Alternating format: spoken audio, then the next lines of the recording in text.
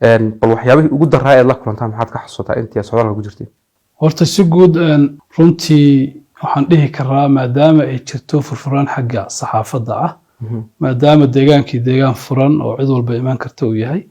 maadaama dowladdu qayladhaan ay bixisay ugu yeedhayso deeqbixiyaashii iyo hay-adaha bahwadaagta ah inay gacan ka geystaan gurmadka abaaruhu waxay keentay in dad badan ay yimaadaan waxay keentay inay hesho warbaahin badan oo ka hadlaysa taasoo runtii soo jiidatay indhaha ma garanaysaa deeqbixiyaasha iyo bahwadaagta abaartu waxay saamaysay ilaa 10 gobol markii laga reebo gobolka City oo isaga naftirkiisu hadda wax ka dambeeya yacni xaaladiisu inay heerka gaadhay suurtagal tahay 10kan gobol 9kan gobol ee deerta helay gobolka faafan oo dad badan ay u soo hayaameen oo runtii ma garanaysaa isaga naftiisa culays badan uu ku dhacay walow aan runtii bogaadinaya dadka gobolka faafan ku dhaqan sida u soo dhaweeyeen walaalahooda ma garanaysaa u soo hayaamay xoolo dhaqatada ah sida ula qaybsadeen dhibka sida wax yar ay haysteen ee ula wadaageen haddana 10ka gobol ilaa 84 degmo way waxay abaartu saamaysay oo runtii hadda xaaladda abaarta ay ku wajahan tahay markaan eegno qaybta waxbarashada ilaa hadda 1864 iskuul bay saamaysay 1614 iskuul waa iskuulaadka loo yaqaano EB-yada ama alternative basic education ee loogu talagalay dadka xoolo dhaqatada ah inay helaan adeeg waxbarashada 253 waa iskuulaadka caadiga ah dugsiyada hoose dhexe markaad eegtid ilaa 1100 iskuul baa arinta abaarta darteed u xidhmay 764 qayb ahaan bay xidhmeen qayb ahaan markaan leenahay ardayda qayb kamida ayaa ma garanaysaa iskuulaadka ka tagtay oo adeegii si dhammaystiran ma bixinayo guud ahaan markaad eegtid ardayda ay saamaysay arinta abaarta waa ilaa 380,000 in ka badan ardayda deegaanka 380,000 in ka badan taa marka waxay tusaysaa baaxadda ay leedahay abaarta iyo sidii waxbarashada ay u saamaysay runtiina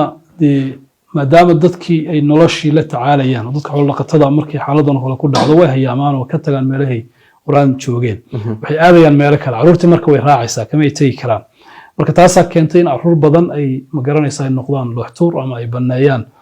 goobii waxbarashada dadkuna ay markaas ay meelo kala tagaan oo si ay markaas xoolahooda iyo naftooda u badbaadiyaan marka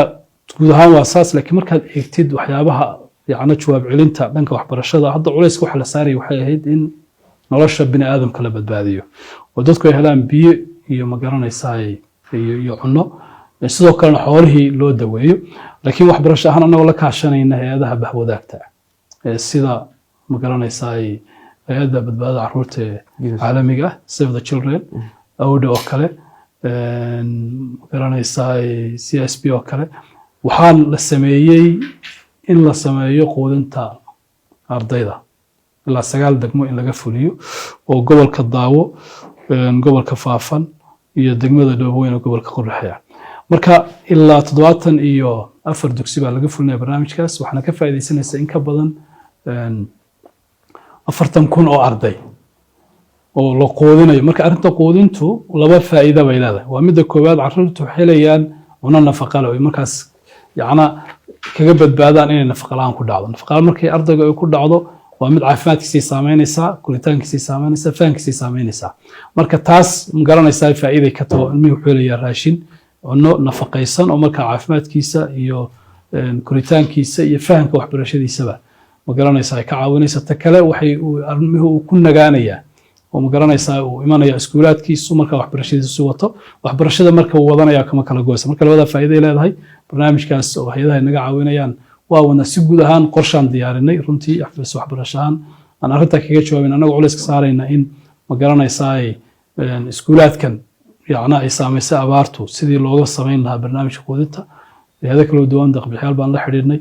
waxaan rajaynayaa insha Allah ta'ala inaan jawaab ka helo dawlad ahaanna iyada nafsikeedu yacni talagalka wuu jiraa bal sidii dhanka waxbarashada waxaa yeelay carruurtaas ka baaqanaysa waxbarashada waxa weeyaan waa waqti ka tagay si marka aynu u ilaalino aysan ardayda aysan waxbarashada uga kala geyn iyada nafskeeda bal in qorshe talagala inuu ka yeelno dadaalkaas iyo qorshahaas xukuumadahan waan wadnaa